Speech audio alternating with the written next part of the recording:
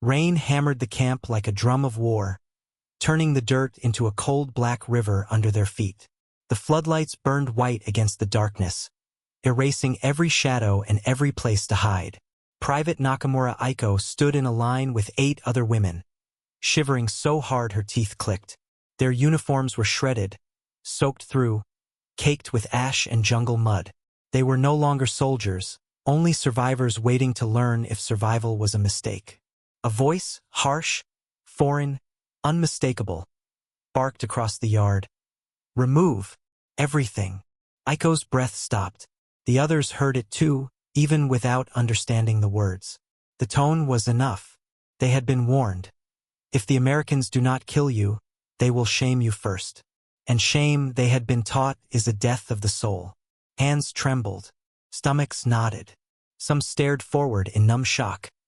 Others lowered their eyes, hoping invisibility might erase humiliation. But something felt wrong, or perhaps too right. There were no jeers, no laughter, no hungry stares. The soldiers standing opposite them looked rigid, uncomfortable, like they wished to be anywhere else. Behind them were stacked wooden crates, not restraints.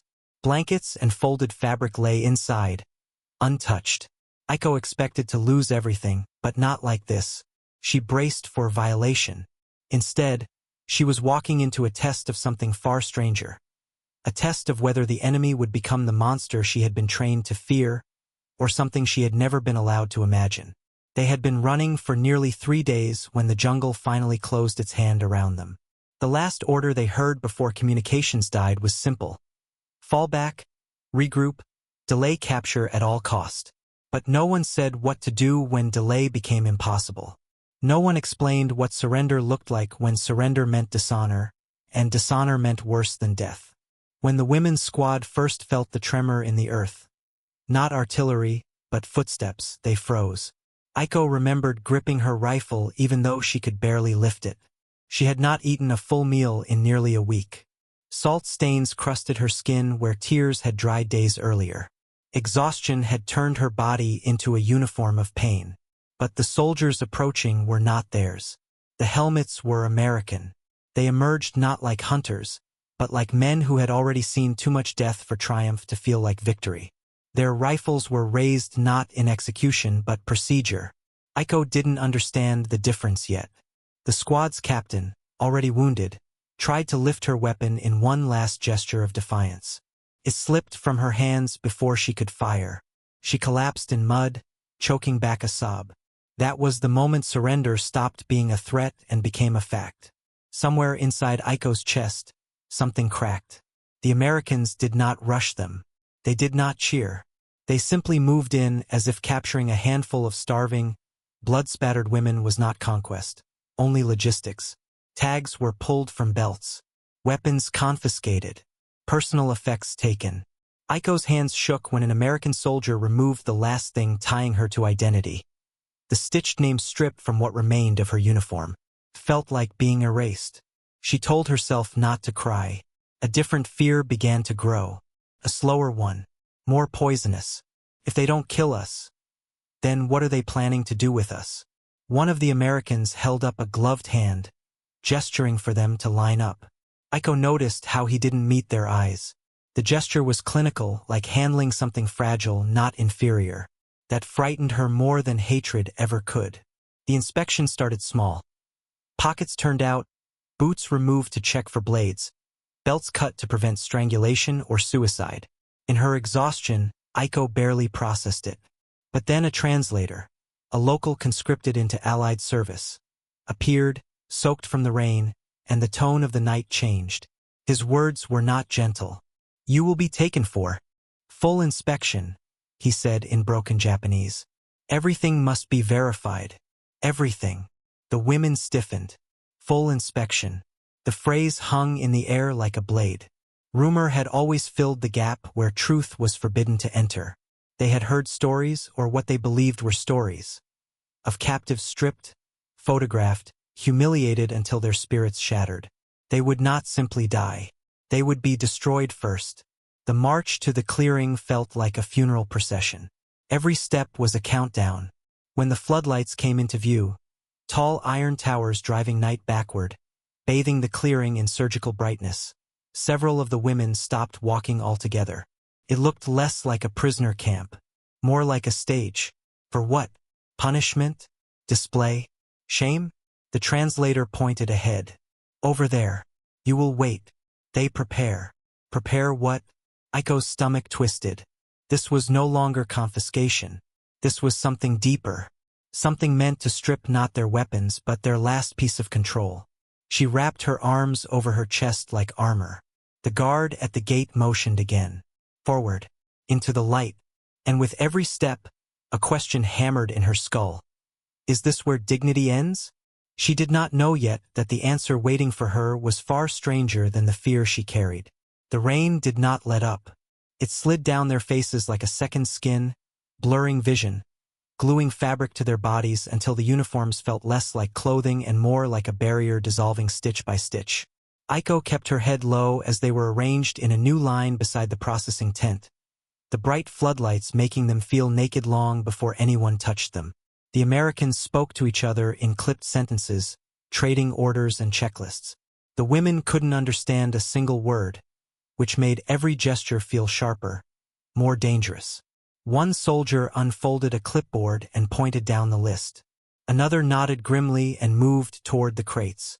Nothing was explained. Nothing was softened. Fear thrives best in silence.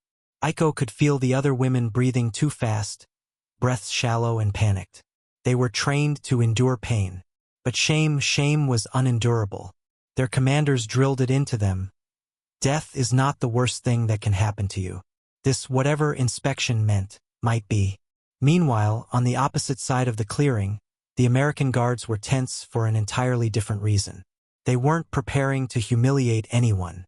They were preparing to survive. Female prisoners weren't typical, and command briefs had warned them that Japan sometimes used couriers disguised as nurses or transport crew. Weapons could be hidden in hems, waistbands, inner linings, even hair wraps. Worse, there had been incidents, suicide detonators concealed beneath clothing. A single mistake could incinerate everyone processing them. To the guards, stripping the prisoners wasn't cruelty. It was self-preservation. But intentions don't matter if the other side can't read them. Aiko saw none of the caution, only the surface. Boots planted strongly, hands on weapons, helmets tilted forward, their faces unreadable. If they intended kindness, wouldn't they speak? If they intended mercy, wouldn't there be gentleness? There was no gentleness, only order. Boots off, belts surrendered, coats removed. The outer layers came first. The cold dug into their bones. The rain turned their thin underclothes into something transparent.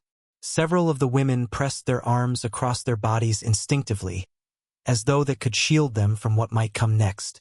One soldier pointed toward their tunics and mimed pulling fabric over the head. Another soldier repeated the gesture, more stern, more urgent. No explanation, only command. To the Americans, this was security protocol. To the POWs, this was the prelude to humiliation. Aiko remembered a briefing during training, whispered by older nurses who had served near the front. If the enemy captures you alive, they will strip you not for information, but for dominance. They will take everything from you, not just what you carry. At the time, she thought it was fear-mongering. Now she wasn't sure. She looked down at her shaking hands and wondered which was more frightening. Being touched, or not being human to them at all. Behind her, one of the youngest POWs began to cry silently. She covered her face, shoulders trembling as though her body was apologizing for existing. A guard saw it and looked away, jaw clenched, forcing himself back into hardened stillness. The women mistook that for disgust. Suspicion thickened into something heavier. Aiko could feel her breath shortening. If they mean to disgrace us, why do they seem uncomfortable? Why no mockery? Why no triumph? She could not understand it, and the human mind fears what it cannot translate. Then the translator returned. This time he didn't soften anything. You will remove all garments, he said flatly. They must inspect your bodies. It is required. Required. Not optional. The line of POWs stiffened. To Japanese soldiers, a body was not just physical, it was moral. Exposure was spiritual defeat. To survive while losing that dignity was worse than dying intact.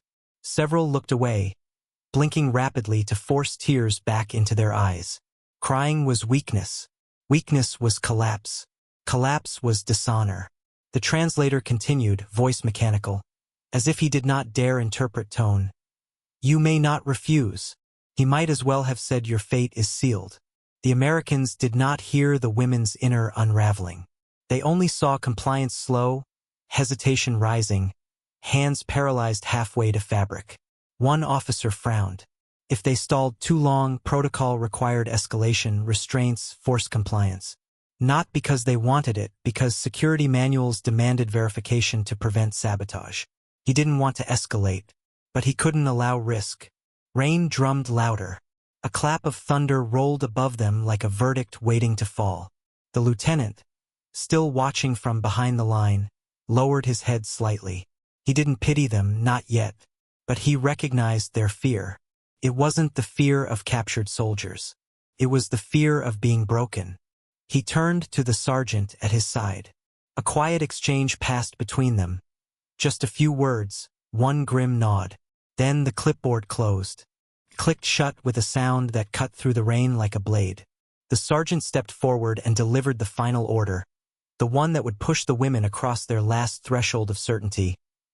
We can't verify anything, he said coldly, until they're stripped completely. The floodlights hummed overhead. No one moved. The next action, theirs or the soldiers, would decide whether this was humiliation or something neither side yet understood. The rain had already soaked through Lieutenant Harris's jacket by the time he stepped closer to the clearing, but he barely noticed. His eyes stayed fixed on the row of prisoners, not as objects of conquest, but as potential flashpoints. Female POWs. That meant higher risk, not lower. Command manuals warned. Women sometimes carried what men could not smuggle without suspicion. Cyanide slips.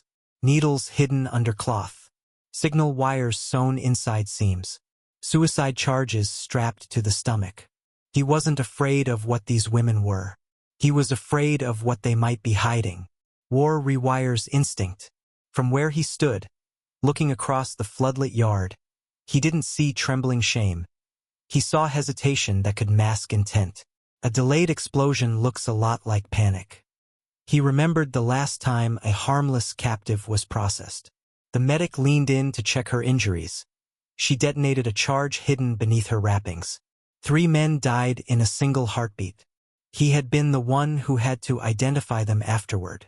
There hadn't been anything left to carry back except shrapnel and pieces they hoped had once been faces. So no, he would not risk his men again. Not for appearances.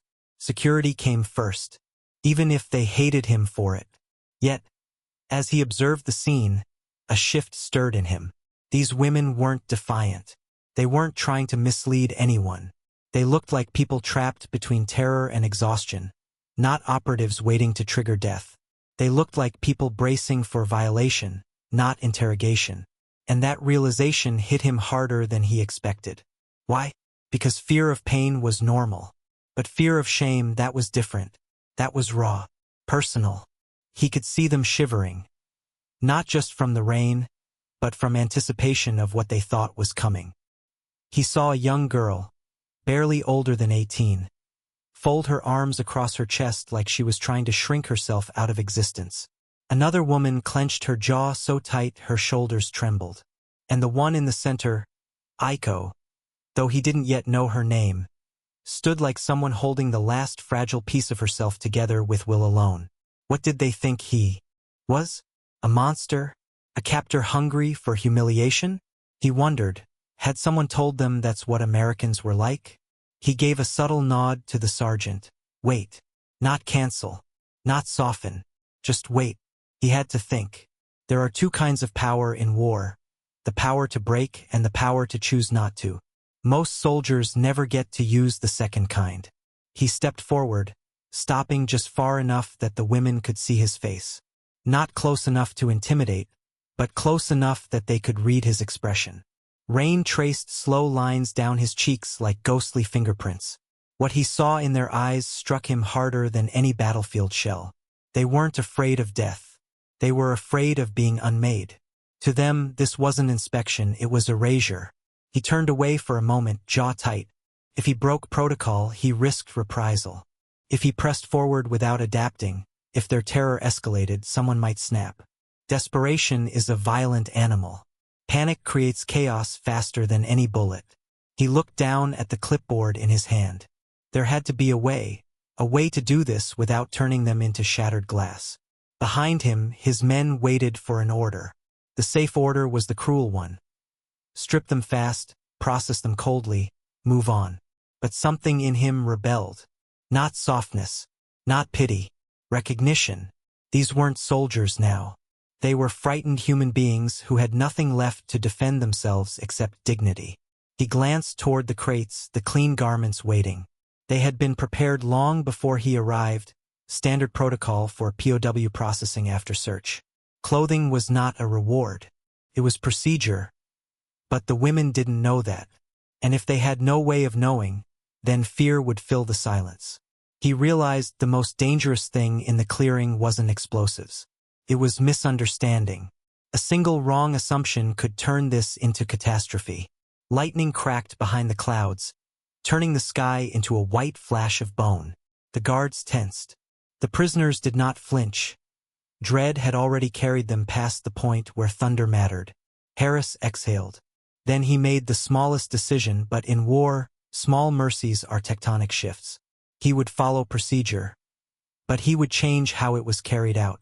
The clipboard tapped once at his side, a signal. The sergeant paused, uncertain. Harris didn't speak yet. He had to choose his next move carefully. If he said the wrong thing, the women would think mercy was a trick. If he said nothing at all, they would believe humiliation was inevitable. In that fragile space between fear and comprehension, the next act of this night would decide whether these women walked away broken, or walked away believing the enemy still saw them as human. He took one step toward them, mouth opening, ready to bridge a gulf neither side had intended, but both were trapped inside.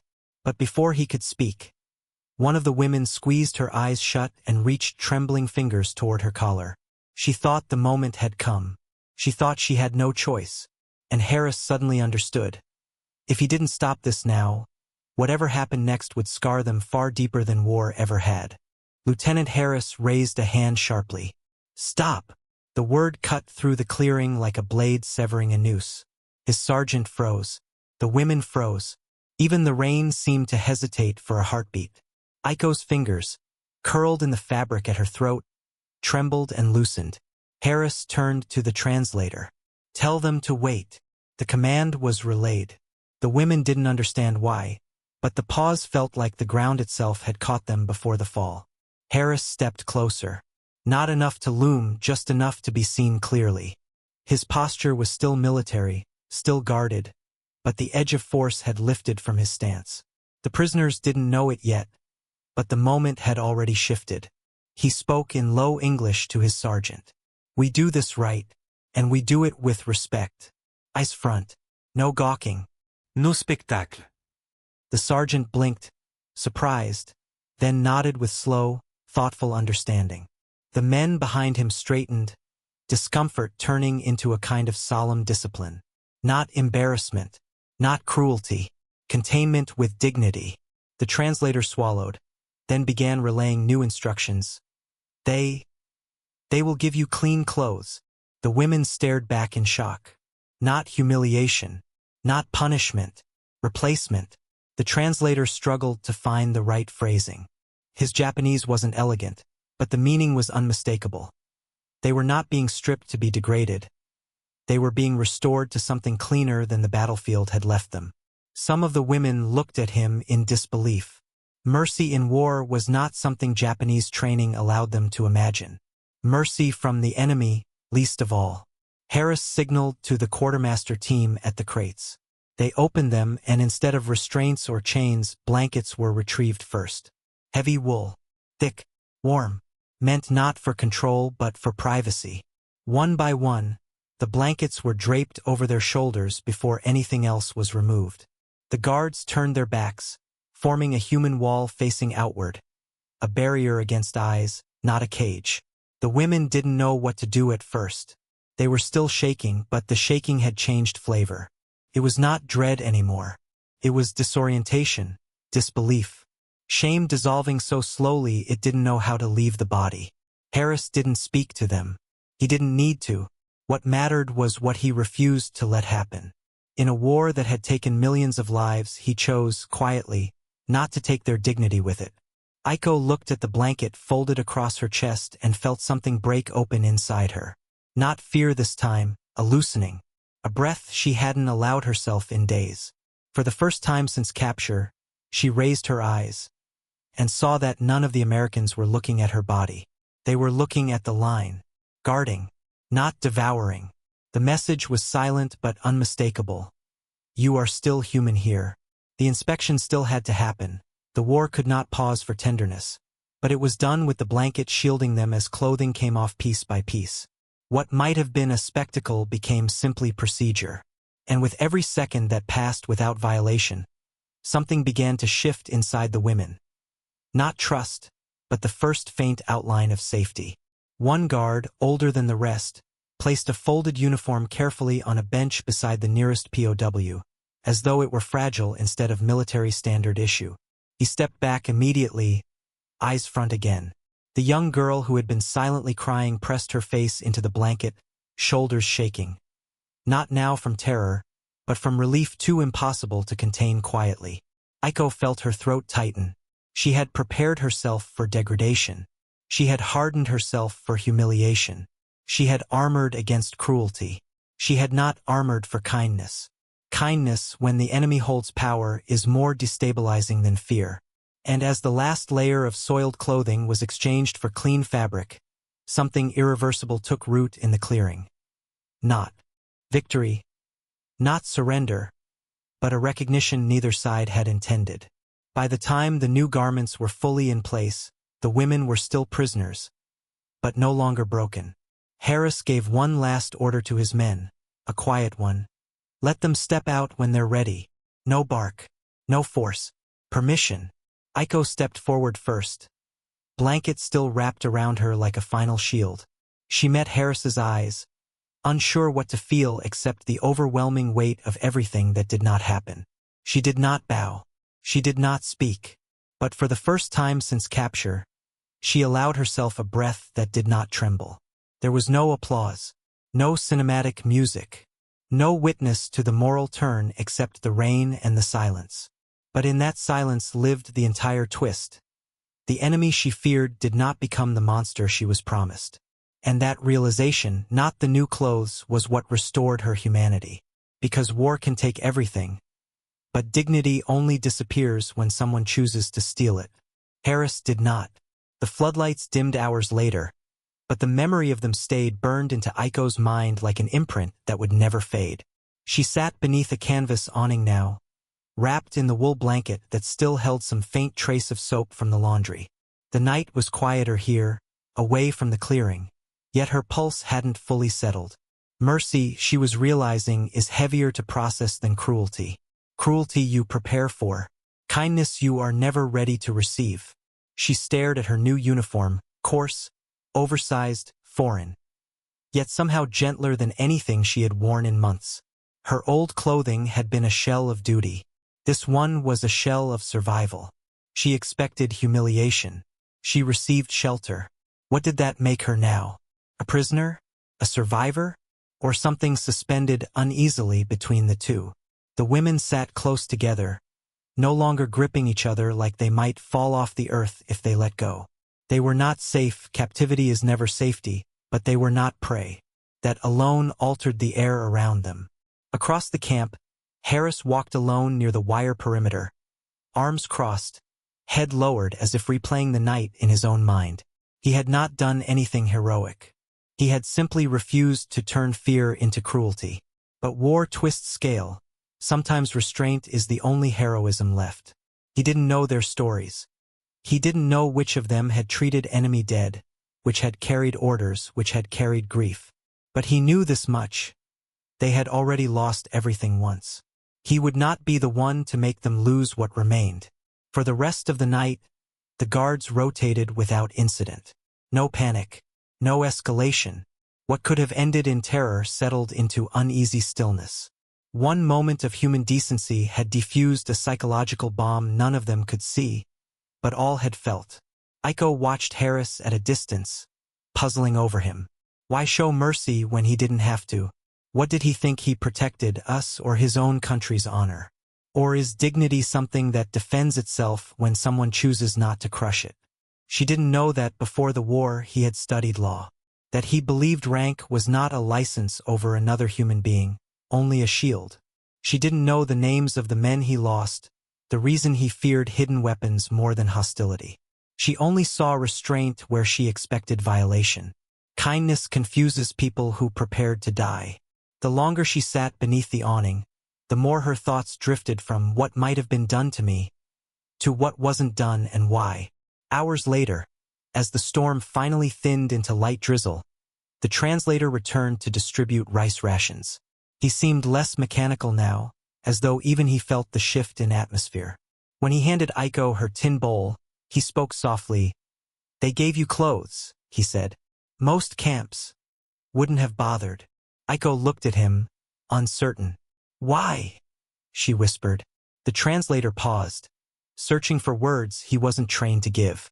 "Because some men refuse to become what war tries to turn them into." Then he moved on. Those words stayed with her long after he left. She turned them over in her mind, testing them the way a wounded animal tests the weight it can put on a broken leg. Could mercy exist in war without price? Could dignity survive captivity? Somewhere beyond the camp fence, artillery boomed in the distance, distant yet unmistakable. The world was still tearing itself apart. And yet here, inside this small ring of flickering lantern light, two enemies had chosen not to tear each other further. Harris returned to the edge of the awning once his shift ended. He didn't step under it. He remained outside the boundary like a man who understood unspoken walls. Aiko looked toward him. Their eyes met for half a second, not long enough for trust, but long enough for recognition. Not allies, not equals, but human before enemy. He gave a single nod, not a gesture of superiority, a subtle, wordless message. "You are safe from disgrace here." Aiko lowered her head, not in submission, but in acknowledgement. The war would still judge them. History would still swallow millions of names. But in a clearing where shame was expected and dignity was returned, something survived that no surrender could strip away. Not patriotism, not obedience, not fear. Human worth.